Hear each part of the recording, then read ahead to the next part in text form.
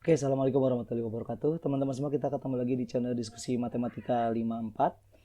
Dan di video kali ini saya mau melanjutkan ya, membahas kisi-kisi ujian sekolah untuk matematika peminatan tahun 2022. Ini adalah video yang keempat. Saya akan bahas mulai dari nomor 22 sampai nomor 28 ya. Sebelum ditonton videonya, silakan teman-teman semua subscribe dulu channel diskusi matematika 54 ya. Mudah-mudahan nanti kalian semua bisa mendapatkan banyak manfaat dari channel ini. Dan sebelum nonton videonya, silakan dipersiapkan dulu kondisi duduknya ya. Camilannya, makanan-makanannya silakan disiapkan dulu biar nanti belajarnya lebih enjoy. Oke?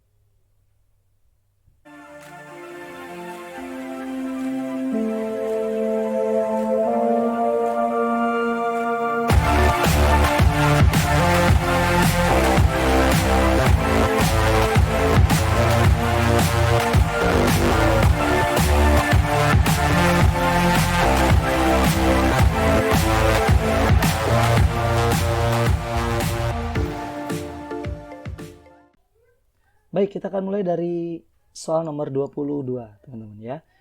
Nilai limit X menuju juta hingga 3 sin 4 per X dibagi dengan 2X min 2X dikali dengan cos 2 per X ya.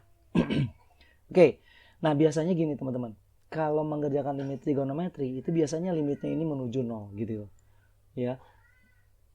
Jarak hampir nggak ada lah ya limit trigono yang menggunakan X menuju tak hingga. Nah, di sini caranya adalah kita modifikasi dulu, teman-teman. Kita gunakan metode substitusi. Metode substitusi, gitu ya. Nah, jadi gini. Karena X-nya menuju tak hingga, gitu ya. Kita misalkan sebuah variabel P itu adalah 1 per X, gitu loh. Nah, tujuannya apa sih? Tujuannya apa? Jika X-nya menuju tak hingga, maka nanti P-nya akan menuju seperta hingga dong gitu ya, kan P-nya itu seper X, berarti P-nya ini menuju seperta hingga, berarti P-nya nanti akan menuju 0 gitu iya. Jadi supaya menuju ini jadi menuju 0 gitu, jadi biar gampang. Nah, berarti kalau P-nya sama dengan seper X, maka nanti di sini X-nya gitu ya, X-nya harus diubah menjadi seper P. Nah, jadi ketika kita mau substitusi, ini yang paling penting teman-teman ya. Jadi di sini kuncinya adalah kita akan mengganti variabel X menjadi P gitu ya. Oke, sekarang coba kita mainkan. Berarti nanti kita punya soalnya limit X menuju tak hingga 3 dikali sin 4 per X. Perhatikan teman-teman ya, karena seper X ini adalah P gitu ya, karena seper X ini adalah P, maka 4 per X nanti akan menjadi 4P gitu ya, dibagi dengan 2X. Nah, 2X ini kan X-nya ini seper P, berarti 2X ini nanti kita akan ubah menjadi 2 per P. Oh iya, sorry, ini limitnya juga ganti ya, limitnya berganti menjadi P menuju 0. Jadi hurufnya ini yang asalnya X jadi P gitu. Dikurang 2 per P dikalikan dengan cos 2 per X berarti 2P ya, cos 2P. Nah, supaya pernya hilang, atas kalikan P, bawah kalikan P gitu ya. Nanti hasilnya adalah limit P menuju 0, 3P sin 4P dibagi dengan 2 min 2 cos 2P. Nah, di sini kita akan modifikasi dengan modifikasi trigonometri ya, seperti yang sudah saya sampaikan di video sebelumnya. 4P ini 2-nya keluar jadi 1 min cos 2P. Nah, 1 min cos 2P ini kan bisa kita ubah teman-teman ya. Cos 2P itu sama dengan 2 sin kuadrat X gitu. Maka nanti ini akan menjadi limit P menuju 0, 3P dikali sin 4P dibagi dengan 2 dikali 2 sin kuadrat X. Berarti jadi 4 sin kuadrat P. Sorry, ini P ya. Ini P. Nah, gitu dia. Oke. Nah, sekarang ini cara mengerjakannya tinggal kita pisah aja. Jadi 3P ini sin 4P, bawahnya ini 4 sin P, di sini sin P gitu ya. Nah, kemudian ini bisa main ya, jadi 3/4. Ini juga bisa main jadi 4. Jadi hasilnya adalah 3. Gitu dia teman-teman. Gimana? Sangat mudah sekali ya. Oke. Nah, jadi seperti itu cara mengerjakan limit trigonometri yang X-nya menuju tak hingga ya. Lanjut, kita akan masuk ke butir soal nomor 23. Di sini kompetensi dasarnya adalah menggunakan prinsip turunan ke dalam fungsi trigonometri sederhana. Berarti di sini nanti teman-teman semua akan mendapatkan soal tentang turunan fungsi trigonometri ya. Nah, sebelumnya saya mau ingatkan kembali bahwa untuk turunan ya, turunan fungsi nanti harus ada 3 yang harus kalian ingat. Yang pertama adalah ketika ada u dot v gitu ya, nanti turunannya jadi u aksen v tambah v aksen u gitu ya. Yang kedua, kalau ada u per v, nanti jadinya u aksen v dikurang v aksen u per v kuadrat. Yang ketiga, kalau ada u dalamnya v, maka nanti di sini kita gunakan aturan rantai. Nah, jadi nanti aturan turunan fungsi ini tidak akan pernah lepas gitu ya, tidak akan pernah lepas dari soal-soal turunan apapun bentuknya gitu. Nah, sekarang gimana untuk mengerjakan ini ya? Fx sama dengan 3 sin pangkat 3 dikali 3 sin pangkat 3 4x kuadrat tambah 3. Nah, pertama kita akan turunkan dulu pangkatnya teman-teman. Turunkan dulu pangkatnya gitu ya. Nanti jadi, kalau turun pangkat kan berarti jadi 9 dikali sinnya jadi pangkat 2 ya. 4x kuadrat plus 3 gitu ya. Kemudian turunkan fungsi trigononya. Turunkan fungsi dalamnya ini. Dalam trigononya. Berarti jadi 8x gitu ya. Lalu diturunkan trigononya, sinnya doang ya tanpa pangkat. Berarti kalau sin diturunkan nanti berubah jadi cos. Cosnya dalamnya tetap 4x kuadrat plus 3 gitu ya. Ini saya kotakin dulu. Gitu ya. Nah, jadi kita ulangi dulu teman-teman. Ini yang diturunkan apa dulu? Pangkat ya. Kemudian di sini fungsi. Kemudian di sini adalah trigono. Ini kalau kita singkat jadinya apa? Pangsit. Pangkat fungsi trigono gitu ya, biar lebih mudah mengingatnya. Nah, setelah ini kita rangkai gitu ya, kita selesaikan. Fx sama dengan ini 9-nya kalikan 8x jadi 72x. Sin kuadrat 4x kuadrat plus 3 dikalikan dengan cos 4x kuadrat plus 3. Nah, yang jadi permasalahan adalah di sini nggak ada opsinya teman-teman ya. Nah, ini harus saya mau kasih jalan pikirannya gitu ya, alur pemikirannya itu harus kemana gitu. Kalau nanti teman-teman semua menemukan soal seperti ini ya, coba kita arahkan bentuknya ke dalam sin 2x sama dengan 2 sin x cos x. Jadi kita akan buat bentuk seperti ini teman-teman. Ya. Nanti jadinya saya akan, ini kan butuh 2 sin x cos x ya. Saya pinjam angka 2-nya di sini. Berarti kalau saya pinjam angka 2-nya ini sisa tinggal 36x gitu ya. Kali 2. Kemudian sinnya saya pinjam 1. Kemudian kalikan cos. Belakangnya kalikan sin lagi. Sin kuadrat plus 3. Karena kan tadi sin kuadrat ya. Sinnya dipinjam 1 di sini. Jadi satunya lagi saya harus tulis di belakang. Nah, untuk apa sih ini? Tujuannya adalah ini untuk kita ubah menjadi sin 2x ya. Sin 2x seperti ini. Berarti nanti hasilnya akan menjadi 36x dikali. Ini kan jadi sudut rangkap teman-teman ya. Ini jadi sudut rangkap nih. Jadi sudut rangkap. Berarti nanti hasilnya adalah sin 8x kuadrat plus 6 dikalikan dengan sin 4x kuadrat plus 3. Nah, ini dia jawabannya. Ya, jadi jawabannya adalah yang A gitu. Nah, jadi kuncinya di sini adalah teman-teman, ketika nanti teman-teman semua mau menurunkan fungsi trigonometri, pertama ingat pangsit ya, turunkan pangkat fungsi lalu trigonometrinya. Hati-hati kalau di dalamnya nanti ada perkalian atau pembagian, kita gunakan aturan turunan fungsi trigonometri yang seperti ini gitu. Kemudian biasanya si membuat soal bikin jebakan nggak ada opsinya nih. Nah, saya akan kasih jalannya gitu ya. Pemikirannya adalah, jadi kalian jangan sampai ngestak ya kalau udah sampai sini. Arahkan ke sudut rangkap 2 sin X cos X. Kita rangkai hasilnya supaya mendapatkan sudut rangkap gitu teman-teman. Nanti biasanya suka ada kok jawabannya. Gitu ya. Itu adalah kunci di soal nomor 23. Oke, sekarang kita lanjutkan ke soal nomor 24 ya. Persamaan garis singgung kurva fx 3 min cos 2x per sin 2x pada titik yang berabsis x sama dengan min pi per 4 adalah berapa? Oke.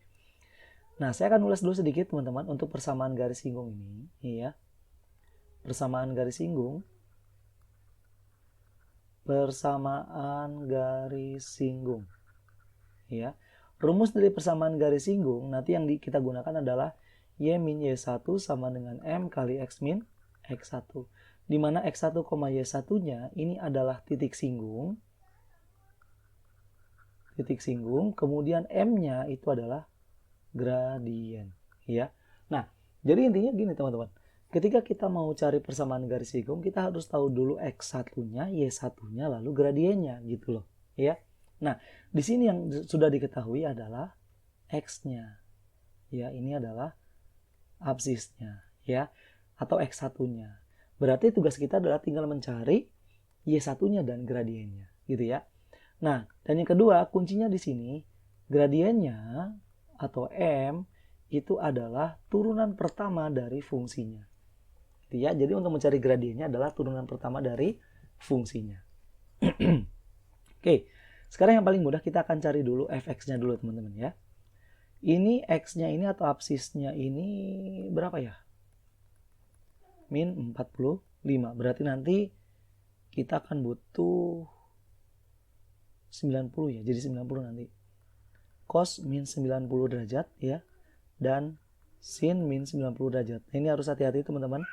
Cos min 90 derajat itu 0, sin min 90 derajat itu adalah min 1. Ya, ini jangan sampai salah. Oke, sekarang kita cari y-nya. Cara nyari y adalah x-nya ini tinggal masukinnya ke sini. Iya. Berarti jadi f min 45 derajat sama dengan 3 min cos min 90 derajat per sin min 90 derajat gitu loh.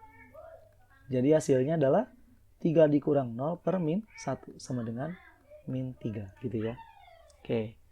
Nah, yang kedua kita akan cari gradiennya. Nah, saya akan kasih triknya teman-teman untuk mencari gradien supaya nanti nggak terlalu panjang. Ya, karena di sini kita harus menggunakan U per V.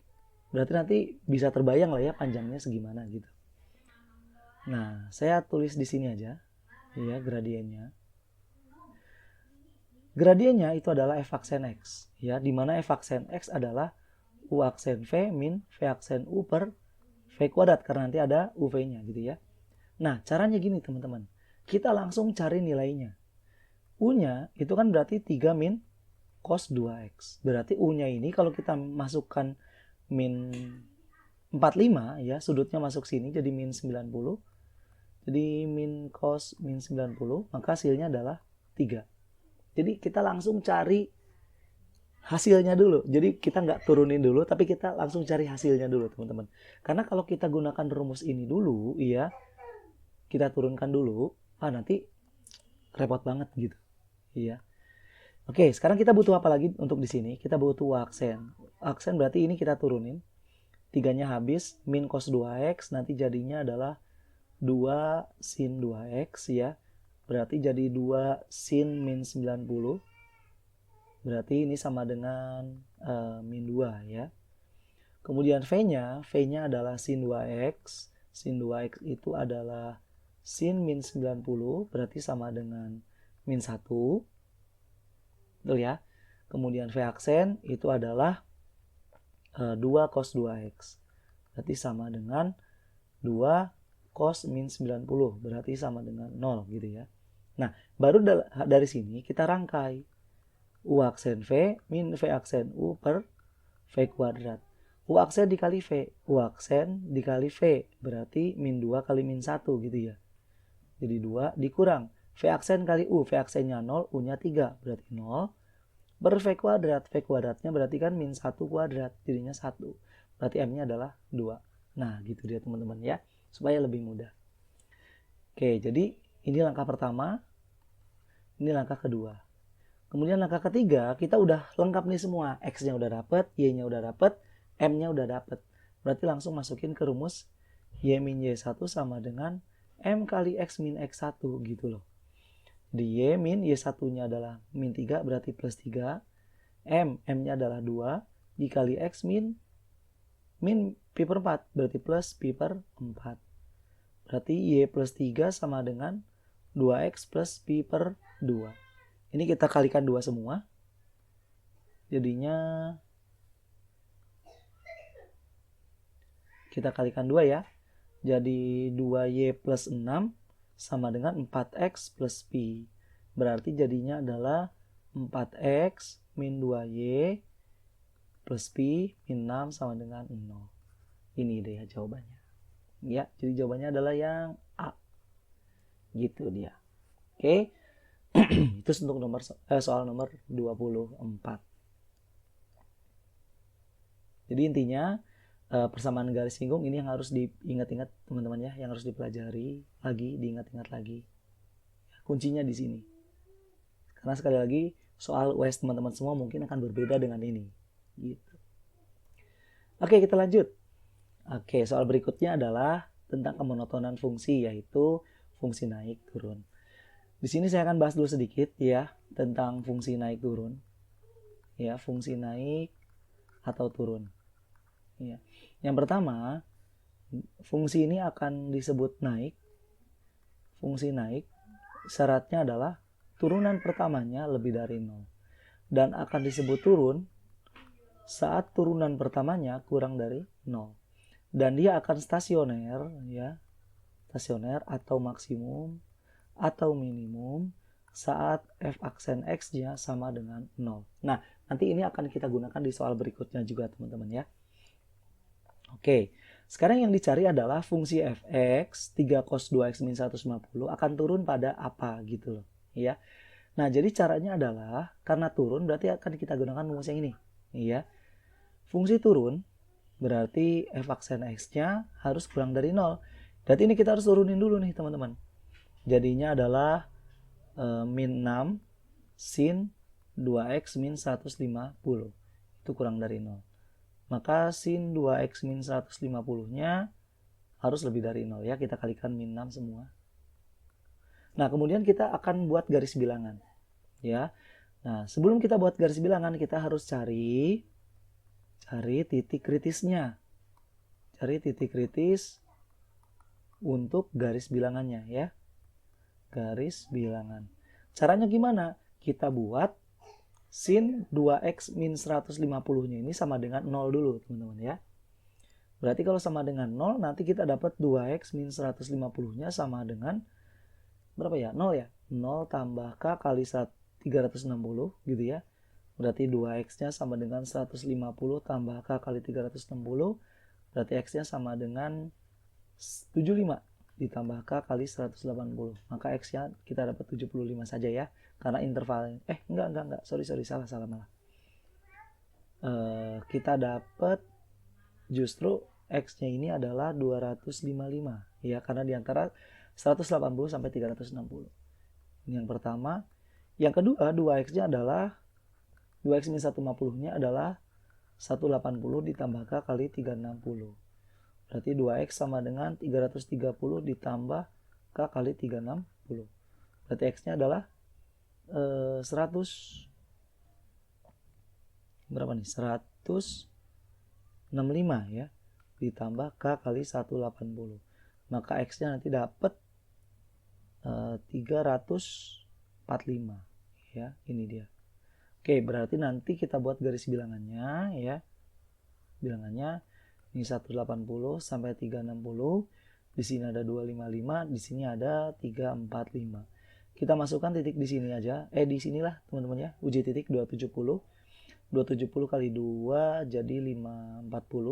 540 kurang 150 jadinya adalah 390 ya. 390 berarti ini adalah setara dengan 30 derajat. Nah, sin 30 derajat itu kan berarti setengah ya. Berarti positif dong hasilnya ya.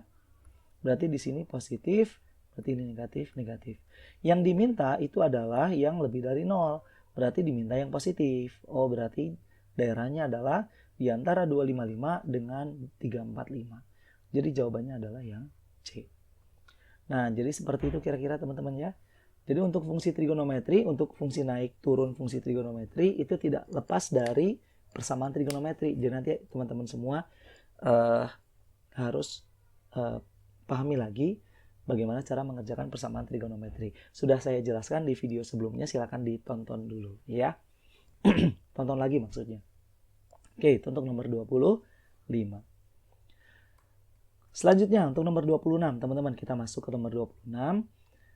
Di sini adalah menyelesaikan permasalahan tentang nilai maksimum dan minimum ya, nilai maksimum dan minimum.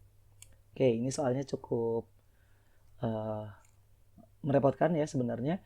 Tapi kuncinya teman-teman ingat ya, kalau ada ditanya nilai maksimum atau minimum ya, kita akan cari sebuah fungsi, kemudian turunannya sama dengan 0. Jadi kuncinya cuma di sini sebenarnya teman-teman ya. Karena nanti mungkin soal di US teman-teman semua nggak akan seperti ini gitu ya, akan berbeda. Oke, tapi nggak apa-apa, kita akan coba gambarkan ya, kita akan coba bahas soal nomor 26. Jadi kita baca dulu sama-sama teman-teman. Sebuah layar TV pada arena olahraga tingginya 16 meter, jarak ke bawahnya adalah 9 meter, di atas pandangan pengamat. Jika penglihatan terbaik dari layar dapat ketika sudut luar layar setinggi pandangan mata adalah maksimum. Nah, berapakah jauh pengamat harus berada secara langsung di bawah layar? Jadi gini ceritanya teman-teman. Kita punya sebuah tempat nonton ya, tempat nonton di sini. Kemudian di tempat nonton ini ada layar, ceritanya ada layar, gitu. Ya, ini layarnya ini setinggi 16 meter, ke bawahnya itu adalah 9 meter gitu. Nah, katanya sudut penglihatan terbaik itu adalah ketika sudutnya ini maksimum ya, ketika sudut mata maksimum. Jadi penglihatan terbaik itu adalah ketika sudut matanya adalah maksimum dari penonton ya. Nah, ini sudut mata tuh seperti ini kira-kira. Ini alfa gitu ya. Nah, kira-kira seperti itu. Kemudian bagaimana caranya mencari alfa maksimumnya gitu loh. Agar alfa maksimum ini berapa sih jarak dari sini? Ya, jadi posisi duduk paling enak tuh di jarak keberapa sih gitu ya, supaya memperoleh alfa maksimum. Yang mau kita cari adalah nilai X ya, jauhnya gitu ya, nilai X agar alfa maksimum. Nah, di sini kita akan hubungkan dengan trigonometri, teman-teman. Nah, trigonometri yang kita gunakan adalah tangen, ya, tangen. Kita misalkan di sini sudutnya adalah beta yang bawah ya. Ini beta segini. Kenapa sih kita harus pakai tangan? Karena yang diketahui adalah bagian depan dan bagian samping ya. Karena miringnya ini kan kita nggak tahu, teman-teman ya. Jadi kita harus gunakan tangan. Kita tahu bahwa tangan alfa ya, tangan alfa tambah beta. Alfa plus beta itu berarti segini ya. Tangan alfa plus beta berarti kan depan per samping adalah 25 ya. 25 per X. Kemudian tangan betanya itu adalah 9 per X. Nah, yang mau dicari kan tangan alfa nih, gitu kan? Kan yang mau dicari itu alfanya bukan betanya. Berarti kita harus cari tangan alfanya. Kita tahu bahwa tangan alfa itu adalah tangan alfa plus beta dikurang beta gitu ya. Nah, kita akan gunakan selisih tangan, rumus selisih tangan teman-teman ya. Misalnya tangan X min Y itu kan sama dengan tangan X min tangan Y per 1 plus tangan X kali tangan Y gitu ya. Kita akan gunakan ke sini. Berarti ini akan menjadi tangen alfa plus beta dikurang tangen beta per 1 tambah tangen alfa plus beta dikali tangen beta. Kita masukkan angkanya.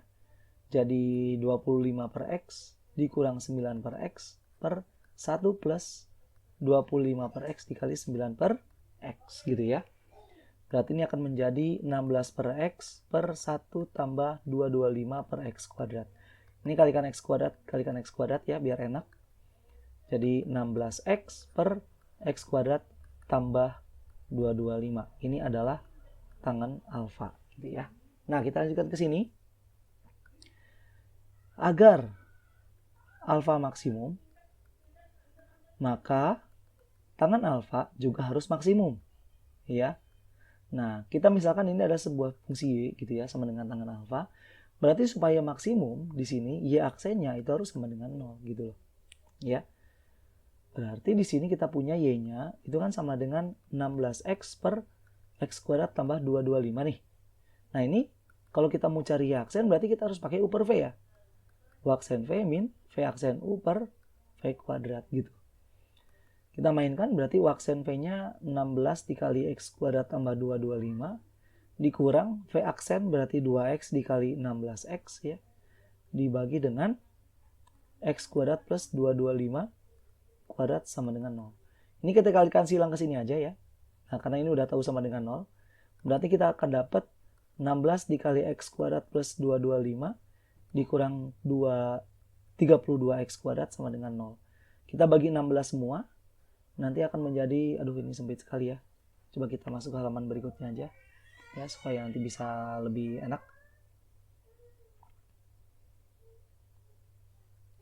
Oke. Jadi nanti kita punya Y sama dengan 16X per X kuadrat tambah 225 ya.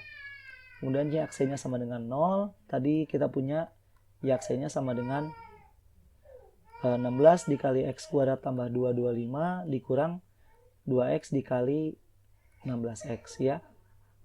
Per X kuadrat plus 225 kuadrat sama dengan 0. Kita kali silang, jadinya adalah 16 dikali X kuadrat tambah 225 min 32X kuadrat sama dengan 0.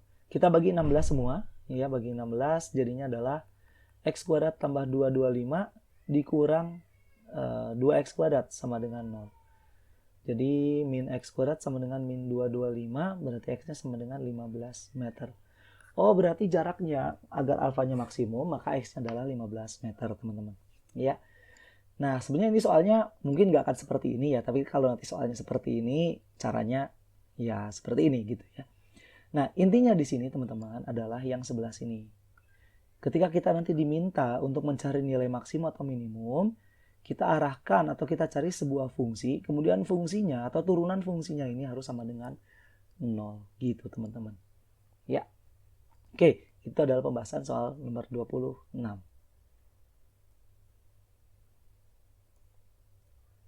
Nah, kita akan lanjut soal nomor 27 ya. Di sini kita sudah masuk ke peluang distribusi statistik inferensial ya, namanya statistik inferensial. Oke. Kita masuk ke soal nomor 27. Kita baca sama-sama dulu teman-teman. Diketahui variabel random, variabel acak diskrit Z yang merupakan distribusi peluang sebagai berikut ya. Jadi ini adalah Z-nya. Kita diketahui ini Z-nya, ini adalah peluangnya ya. Tapi di sini peluangnya masih ada yang nggak diketahui nih. Ya, caranya gampang karena jumlah peluang itu 1, berarti untuk H ini adalah 1 dikurang ya jumlah ini semua gitu. 0,2 tambah 0,1 tambah 0,25 tambah 0,3. Berarti 1 dikurang berapa nih? 0,85 ya. Berarti sama dengan 0,15. Oh, hanya 0,15. Nah, yang ditanya adalah EZ. EZ ini adalah ekspektasi teman-teman ya. Ekspektasi atau harapan. Ya, atau harapan. Nah, cara nyari ekspektasi atau harapan gampang banget. Ini tinggal kita kalikan ke sini aja. Peluangnya kalikan ke nilai Z-nya gitu ya. Jadi min 1 dikali 0,2 ditambah 0 dikali 0,1 ditambah 1 dikali 0,25 ditambah 2 dikali 0,15 ditambah 3 dikali 0,3 ya. Jadi 0,2 ditambah 0,25 ditambah 0,3 tambah 0,9. Berarti ini jadinya 0, enggak 0, 1, ya. 1,25 ya. Jadi inilah ekspektasinya. Cukup mudah teman-teman ya untuk soal nomor 27 ini. Sekarang kita masuk soal nomor 28 ya. Nah, di sini salah satu contoh peluang juga ya. Di sini diberikan dadu tidak seimbang, unfair dice ya, dengan kondisi tertentu peserta didik mampu menentukan peluang kejadiannya. Oke. Nah, kita lihat kompetensi dasarnya dulu teman-teman. Di sini adalah menyelesaikan permasalahan berkaitan dengan distribusi peluang binomial. Jadi nanti mungkin jenis soalnya ini bisa masuk ke peluang binomial teman-teman ya. Nah, tapi untuk di sini ini belum peluang binomial, ini masih hanya peluang saja gitu. Oke, kita kita masuk ke soal nomor 28. Dua buah dadu bias itu aneh ya, yang nggak biasa gitu lah. Dengan peluang setiap muncul angka genap adalah 2 kali muncul angka ganjil. Oke, jadi gini. Misalkan ya, untuk peluang angka 1 itu adalah X, maka peluang angka 2 itu adalah 2X. Peluang angka 3 itu adalah X, peluang angka 4 itu adalah 2X. Peluang angka 5 itu adalah X, peluang angka 6 itu adalah 2X. Jadi kalau ada dadu yang tidak biasa, dadu bias, caranya kita buat seperti ini dulu teman-teman. Kita harus cari dulu peluang di satu dadunya gitu ya, di satu angkanya gitu. Kita jumlahkan semua, yang namanya peluang kan jumlahnya 1 teman-teman ya. Berarti 3X tambah 6X sama dengan 1. Berarti 9X sama dengan 1, maka X-nya adalah 1/9 gitu. Nah, sekarang jika X menyatakan jumlah kedua mata dadu yang muncul, maka peluang muncul kedua dadu adalah 4. Nah, muncul kedua dadu jumlahnya kalian ya. Jumlahnya adalah 4 gitu. Nah, untuk mendapatkan angka 4 berarti kan dadu satunya kemungkinannya bisa 1 sama 3, bisa 2 sama 2, bisa 3 sama 1 teman-teman ya. Nah, berarti kalau 1 sama 3 nanti peluangnya adalah ini dengan ini dong ya. 1/9 dikali 1/9 berarti sama dengan 1/81. Untuk 2 berarti kan 2X dengan 2X lagi ya, 2 sama 2. Berarti 2/9 dikali 2/9 berarti sama dengan 4/9. 3 sama 1 nanti sama, jadi 1/9 dikali 1/9 jadi 1/81. Oh ini sorry 81 ya. 1/81. Nah, kita jumlahkan semua jadinya adalah 6/81. Gitu dia teman-teman. Oke. Nah, itu dia untuk kompetensi dasar di nomor 28 ya. Jadi nanti soalnya bisa tentang peluang saja, bisa juga nanti tentang peluang binomial ya. Nah, itulah pembahasan di bagian yang keempat teman-teman ya. Mudah-mudahan bermanfaat. Mohon maaf apabila ada kesalahan, kekurangan dalam menjelaskannya. Kalau ada yang mau didiskusikan silahkan ditulis di kolom komentar ya, nanti kita bisa berdiskusi sama-sama. Oke. Jangan lupa di-subscribe dulu channel Diskusi Matematika 54 teman-teman ya, supaya nanti bisa memberikan lebih banyak manfaat lagi buat teman-teman semua. Oke, itu aja. Sampai ketemu lagi di video berikutnya. Assalamualaikum warahmatullahi wabarakatuh.